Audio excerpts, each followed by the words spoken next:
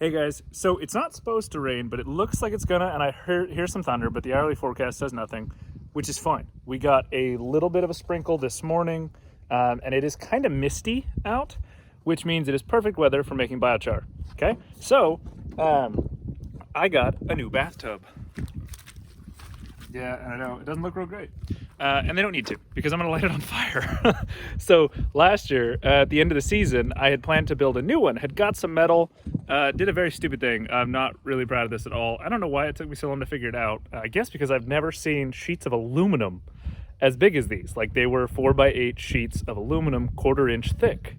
Yes, I did wind up scrapping them. Yes, we did get enough money to buy the steel to do it, and then spent it on some water barrels, so for the pigs. So didn't wind up doing it. I was going to build a new, an actual like Kon-Tiki shaped biochar kiln. Didn't do it, but because we thought, oh yeah, we've got the metal, we're good to go, all I gotta do is weld it up together, we went ahead and scrapped the old bathtub, because a bathtub just laying around your farm looks like junk, right? Looks terrible. But they're actually pretty effective. So if you get an old metal bathtub, okay, it has to be metal. Doesn't have to be cast iron or anything, just metal. And don't worry, you're gonna get to see it a bunch. I'm gonna aim it at you when we get going here. But what I do recommend is making sure that the copper seals up on the bottom, and not having this hole right there. So our old one, this was all, still had the hardware in it, and it had just kind of calcified over together and sealed up that spot. This one will wind up pulling that drain on the bottom, okay? And then we're gonna cover both holes with a piece of sheet, and I doubt I'll bother breaking out the welder for this. I'm probably just gonna throw some JB Weld on it and seal them over, because we don't want air to get in. This is gonna effectively lower the height at which I can burn and then quench biochar. And we'll probably turn this whole section right here into ash, so it's not gonna be very efficient, but I'm gonna wind up, I think this pad, our concrete pad here, which looks terrible right now, is where we're gonna wind up setting up to be able to do some of those hogs in the next few months. So I want to go ahead and start getting it cleared, and it's just really just firewood and branches and stuff for biochar. This is kind of where we just start accumulating them. I have a bunch over in the side yard. One of the neighbor threw some Bradford pears that fell over and offered to give us the sticks, and we were very happy for. So all we got to do, threw a bunch of junk mail and stuff in this cardboard box. There's a little bit of water in the bottom there, but not much. Oh, and the reason why I was happy that it did sprinkle a little bit this morning, and that it is looks like it may rain, maybe, or just continue misting, is it means I don't have a good chance of this fire spreading anywhere. And we do have a hose running. You can see it rolled out there, so I can put out anything if it goes crazy. You know, normally you wouldn't want all this brushy stuff next to it, but that's kind of the first thing we're gonna do, is I'm gonna start grabbing all this. I've got my scythe and a little hand axe out here. I'm gonna cut all this down, throw it in the bottom, and use it to start the fire. And we're just, the whole time that we're going and clearing this pad, we're gonna be throwing it in here, so it will get burned. There is a mild breeze, so I'm not happy to be burning some of this stuff that is a bit thinner, but we'll keep an eye on it. If it looks like the wind is going to be too much, this is still like under 5 miles an hour. It's very delicate wind, and a lot of what we have to burn are sticks, so I'm not worried about too much stuff flying up. This early stuff is what worries me, but if we get past that, we're going to throw some bigger stuff on it. I think we'll be okay. If I think not, I'll go ahead and just quench it and call it done, and try again later this week when we're supposed to get more rain. But like I said, all the grass is wet because we got that rain this morning. So I like to do it when we've just got some rain, so I don't worry about anybody's field catching fire if it does go crazy. Yeah, so what we'll do is we're gonna start a fire. When it fills up most of the way, or we run out of material and then the top layer looks pretty burnt, then we're gonna quench it. The purpose of this, doing it, instead of just doing it in a big pile on the ground, because you could do that, right? Or you could dig a hole. The hole works pretty good, but then, you know, you gotta like shovel everything up, out, up a hole, and that kind of sucks. With the bathtub or an actual Kon-Tiki kiln, you're forcing everything at the bottom of the fire to be restricted in oxygen, okay? So then the top is all that has oxygen to burn, and you're continually covering that with new material, and it is continually burying the stuff below it and stopping oxygen from getting down to the bottom, all right? And then once it gets fully full, then we're gonna quench all of it with water, and that's what makes the big difference here between biochar and charcoal. Right, so just charcoal, you just have a brush fire out in your field or whatever, that's just charcoal. And really even then it's just char, it's like leftover stuff that's burned. Some of that was restricted in oxygen, but not much. Charcoal is restricted in oxygen. That's what makes it be charcoal, right? Versus just burning up into ash, which you still get a decent little bit of ash, but with this, not that much. And then what makes it biochar, activated charcoal, is that quench, okay, is that we're adding water in, it is immediately bursting with steam, then blows out and increases the pore space in that charred material. So then there's a lot more space for biological activity to happen in it. So, all right, I'm gonna throw you up on time lapse. We're gonna start filling this and we'll get going, and you'll get to see what it looks like at the end when we're done. Don't worry about stuff that falls off the edges. Just lay your stuff on, use a flat bladed shovel and just scoop and push it all back in. I like the flat bladed because it's got the wider edge. But yeah, look, you see those big branches there. Stuff falls off the edges. Don't worry about it. Scoop it and push it back in. It doesn't all have to burn inside the tub to really get you going. Okay, so I've got most of the stuff off the pad here burnt down. I'm gonna raise you guys up a little bit. But sorry, this will probably be edited out, but no guarantees. So we have most of it burned off the pad, most of the sticks and not all the brush, because I'm going to wind up doing a separate burn for most of those Bradford pears. I carried over one set, but not all of it, because we're starting to hit that cap, the top level, and I still have some wood that I want to burn, and a bunch of, I'm blanking on the name for that type of siding. Let me grab a piece. So it's this compressed siding. And it was off a job I did that was rotting on their house in a lot of spots. I've looked it up. There's nothing toxic chemical wise in there. It's just essentially wood fibers hard pressed together. And some brands have glue, some don't, but none of the glues are considered toxic. So what we're gonna do is first, I need some of this. Now you can see it's starting to burn down. I'll drop you a little lower. That's about where we would call it done. If we were doing normal, I'd stir it around real quick and then quench the heck out of it. Right, but I want to burn all this other stuff. But first, I want some of this while it's just the good sticks and brush. You know, nice clean stuff that I know there's nothing wrong with it. There's no nails, there's no nothing like that. I want to go ahead and quench and take some so we can make activated char for our soaps. But I want it, it's nice clean stuff, okay? So I'm going to take my shovel. I'm going to throw it out into this, right down here. I've got, it's the only metal bucket I have. Right, it's our ash bucket from our fire. So I'm gonna throw a couple shovelfuls in there and then quench it and set it to the side. That'll be more than I need for quite a while. And then I can start throwing all this weird stuff on that'll just get spread around the farm and other places that I'm not worried, you know, that I'm fine not putting on my body. But it's fine for the soil biology. So let's do that real quick. And you can kind of see, if you can see this shovel here, it's already black like charcoal, but it is heating up and trying to catch back on fire the longer I hold it out of this. So I want to get it into this and quenched as fast as possible, because it will attempt to reflame back up and turn to ash. All right, that's a good amount. I think we have plenty. Now I got to get it quenched real quick, and then I got to start getting stuff added back onto this and get it back to burning so we don't waste any of that, because the longer that just burns on top without being quenched, the more of it gets wasted.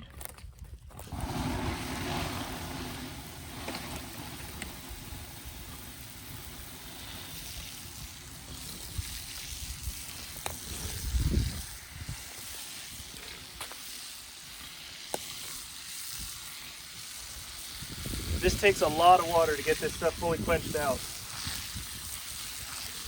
That's enough for me to move on. It shouldn't steam off while I get some stuff added back to that, get it back to burning. We're going to, yep, that's cool enough to move. So we can get it out of the way.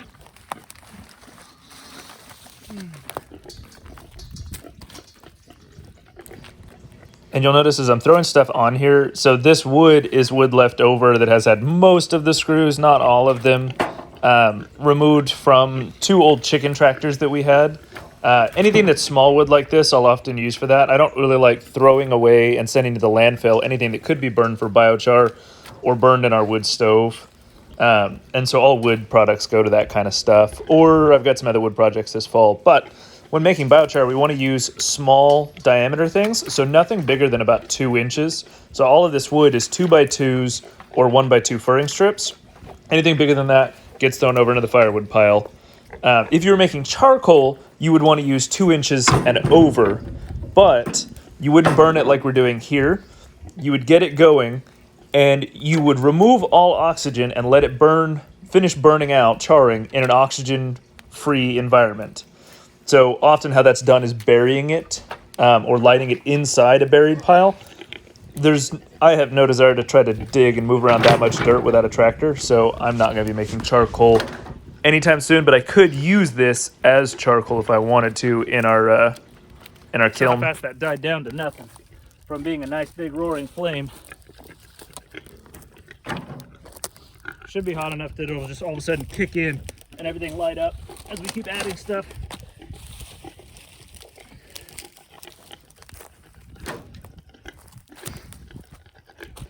Especially get some more of this smaller stuff in there.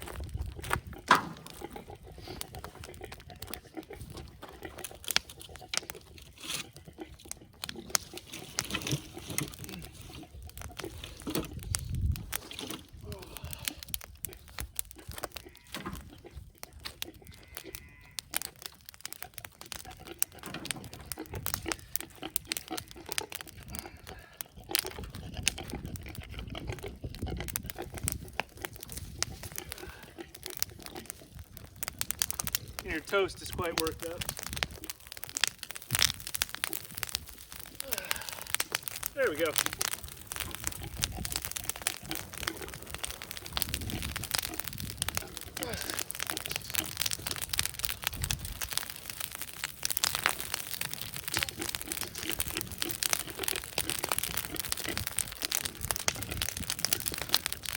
Okay, that's going enough, but really, sorry, you probably can't even hear me.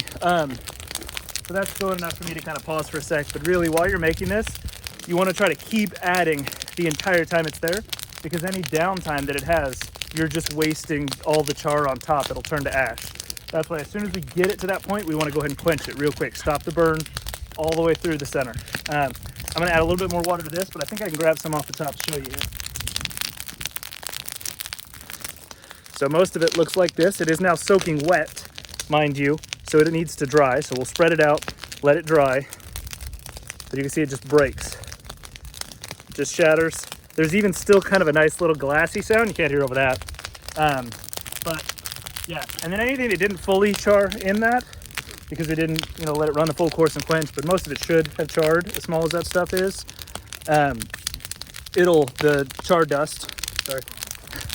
The char dust will break off. And then any little extra pieces we'll just throw back in there, and we usually just keep that full of some bigger, thicker pieces that didn't quite burn, and they just stay around for a burn or two until they really make it through. We're gonna go back over to time lapse. I'm gonna keep burning, and then at the end, so stick around for that, we'll talk about why we like biochar and why we use it on our farm, and why this is an option that we like actually more than wood chips as a use for all of the sticks we do on our farm.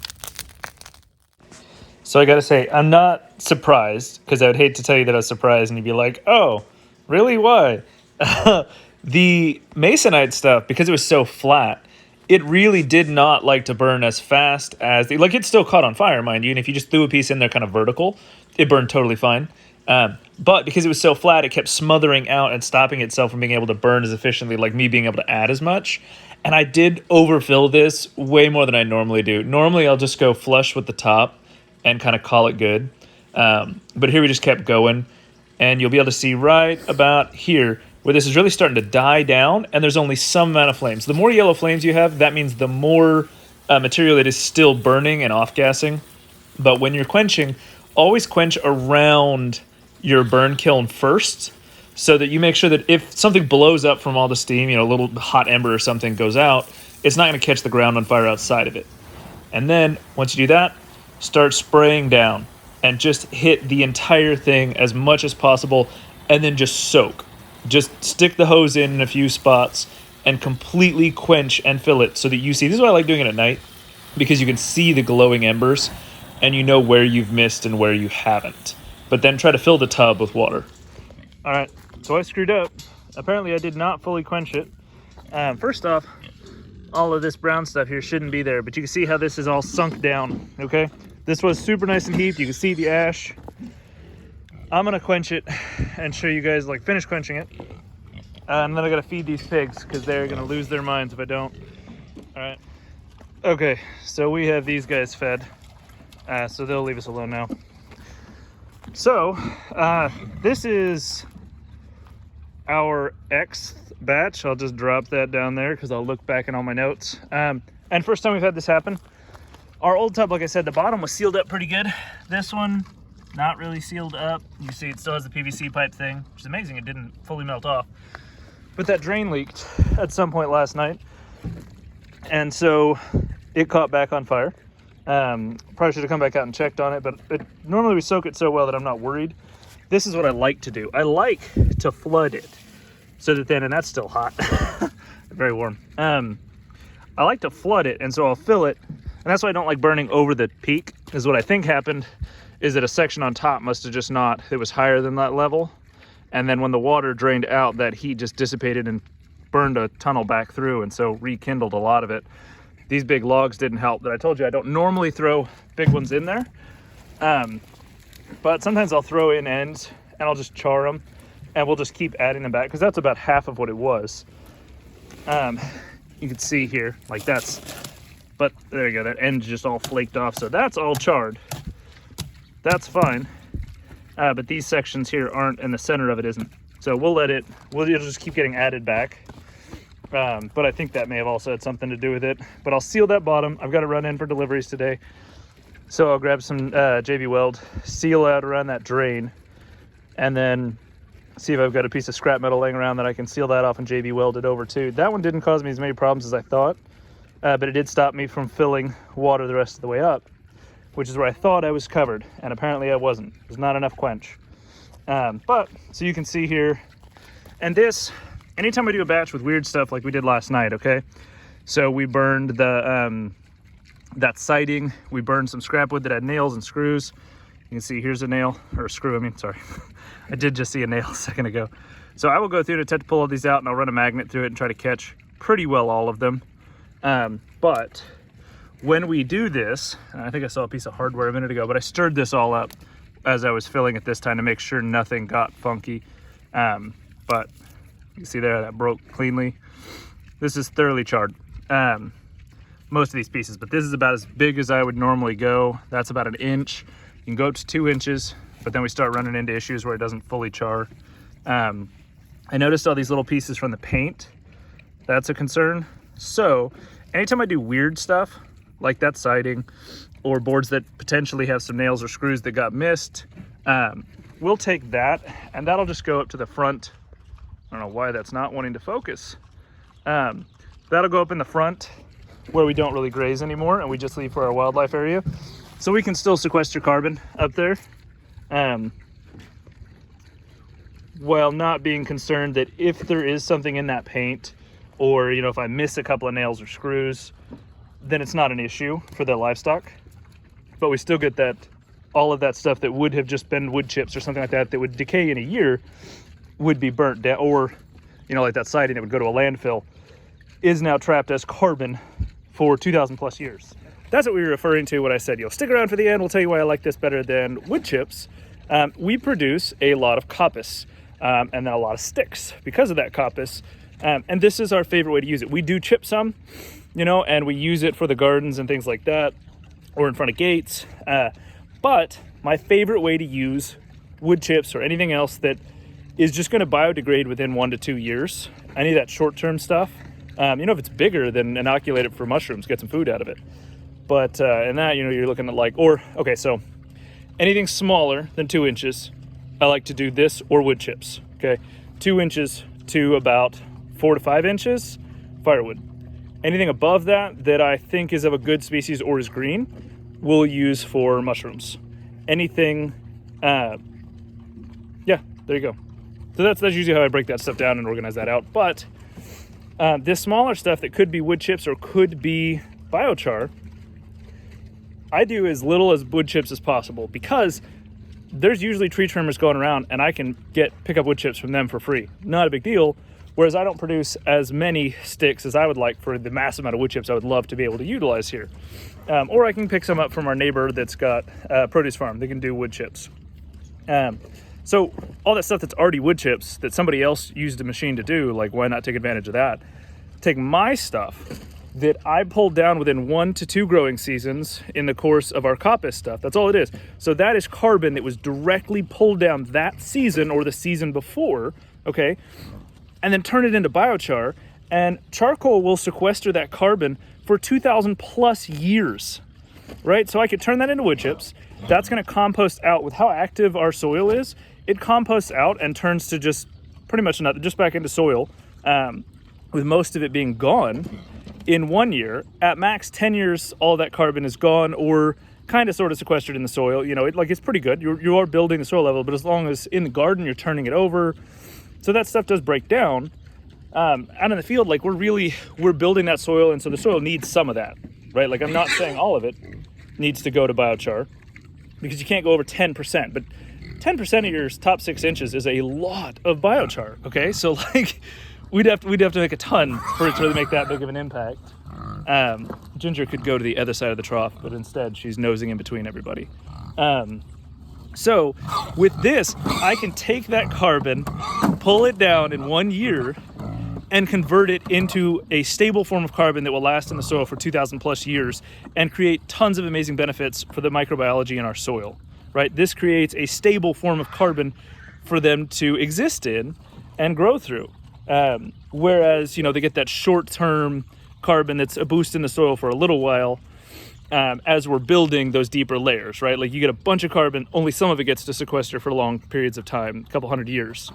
Whereas with this, and like I said, only 10% of your top 6 inches should be this, which will still take you quite a while to get to. This will sequester for 2,000 plus years. This is how they built terra preta in the Amazon. Well, not in a bathtub. But burning this and making this charcoal and continually incorporating it into their soil. And now their soils are still fertile thousands of years later. So yeah, this is my favorite way to sequester carbon on our farm. First off, who doesn't love building a giant fire, right?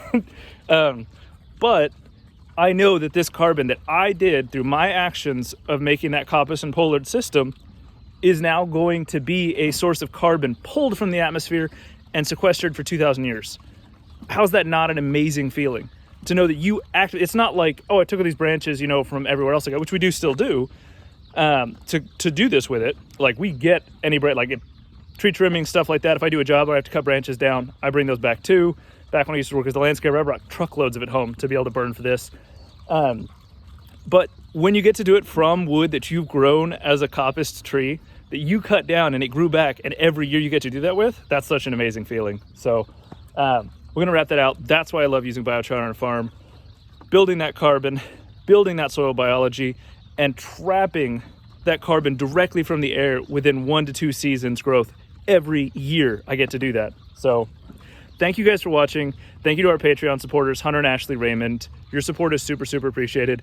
All of you that make it through our videos, your support is super appreciated. If you have any questions, any comments, things that you would like to see done, drop it down in the comments below. If you haven't already and you like our videos, then go ahead and hit that subscribe button. Y'all have a great week.